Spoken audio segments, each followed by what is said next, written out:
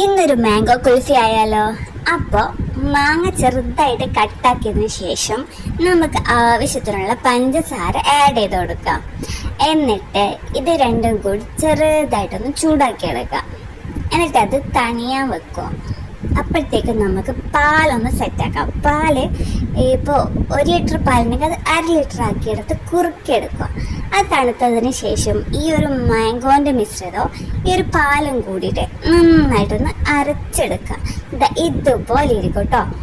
അപ്പം നമുക്കതൊരു പാത്രത്തിലേക്ക് മാറ്റാം. എന്നിട്ട് ഞാനിവിടെ കുങ്കുമപ്പൂ ആഡ് ചെയ്യുന്നുണ്ട്.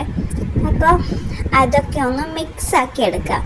എന്നിട്ട് ഈ ഒരു ഈ ഐസ് ട്രേയിൽ അത് ഒഴിച്ചിട്ട് നമുക്കൊന്ന് ഫ്രിഡ്ജിൽ വെച്ച് സെറ്റാക്കി എടുക്കാം. അപ്പോൾ ഫൈനൽ റിസൾട്ട് ഇതാണേ. എങ്ങനെയുണ്ട്? ഉണ്ടാക്കി നോക്കിയിട്ട് പറയുമല്ലോ അല്ലേ?